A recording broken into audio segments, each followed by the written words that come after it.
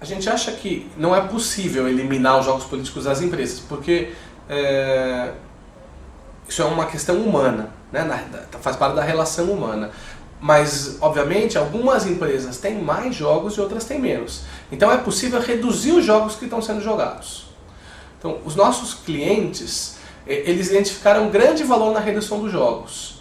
E basicamente eles usaram isso em algumas intervenções. Então, quando eles desenvolvem líderes, então, por exemplo, quando eles estão treinando ou fazendo coaching em líderes que estão em processo de atingir níveis mais altos da organização. Então, ensiná-los como reconhecer e como reduzir os jogos tem ajudado-os nesse processo de crescimento na organização.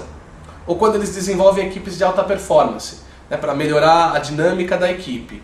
Ou ainda quando eles lideram programas de mudança de grande escala. Então eles identificam os jogos que impedem a mudança e então assim eles aceleram a transformação da cultura e da organização.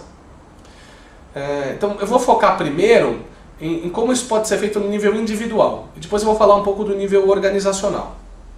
Então, em geral, no nível individual, os jogos eles são muitas vezes inconscientes, né? Então, mesmo quando eles são conscientes, eles são racionalizados, não são considerados como jogos, né? Então, no decorrer do tempo, as pessoas, esses jogos, na verdade, eles se tornam hábitos, né? E esses hábitos passam a ser aceitos.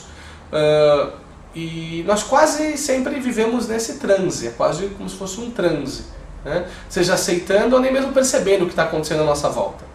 Então, esses jogos políticos, eles deixam de nos atingir e eles conscientemente, e eles sumergem em nosso inconsciente. Então o primeiro passo, o passo fundamental, é o que a gente chama de despertar.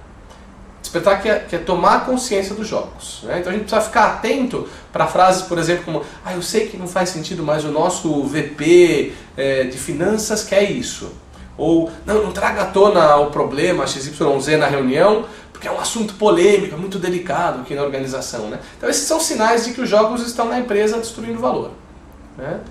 Então depois que você tem esse despertar, o segundo passo é fazer uma escolha. A escolha por um comportamento diferente, né? Então resistir às muitas barganhas que os jogos políticos aparentam oferecer, fazer a escolha aparentemente arriscada para o que a gente chama de intimidade, né? Que é o oposto de jogar um jogo. É como é que eu crio essa intimidade com o outro a ponto da gente fazer uma escolha por um diálogo, por uma transparência, por uma conversa sobre uma situação difícil, ao invés de eu escolher o jogo, né? E essa escolha ela tem que ser feita tanto no nível intelectual, né, onde eu penso sobre os efeitos que esse jogo vai ter no longo prazo, quanto no nível emocional, né? Então, no fundo, para a pessoa fazer essa escolha, tem que ter aquele sentimento de basta, né? Já chega, não quero mais jogar.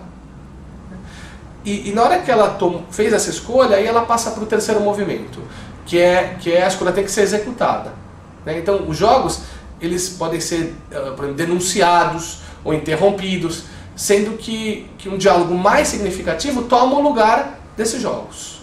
Então, a gente chama esse método de ID, que é despertar para os jogos políticos, escolher não jogar e executar tudo isso, né? Encarando a vida organizacional com mais intimidade.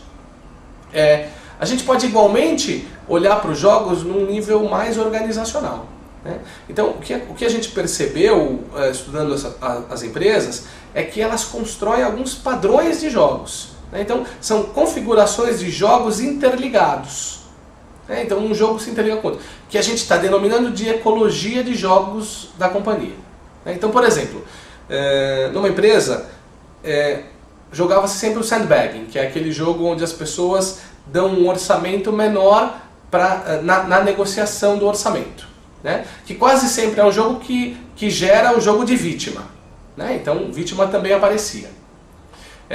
Daí muitos gerentes regionais, por exemplo, nessa companhia, contratavam consultores aprovados pelo CEO, pelo presidente da companhia, só para terem certeza de que eles não seriam responsabilizados pela tomada de decisão.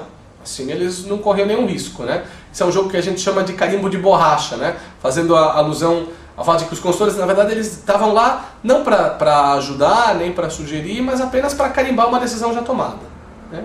E daí, como a liderança, a matriz, tinha perdido a confiança nos gerentes regionais, essa matriz começou então a jogar um outro jogo chamado aprovação centralizada. né?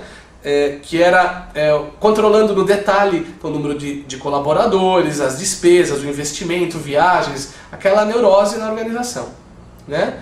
E daí eles ficaram, então, surpresos, por exemplo, quando uma iniciativa que eles lançaram para melhorar o atendimento ao cliente a nível local, que necessitava de muita autonomia no nível local, foi um tremendo fracasso. Não tinha de forma nenhuma como ser diferente, né? Essa ecologia de jogos estava travando a companhia para esse novo comportamento.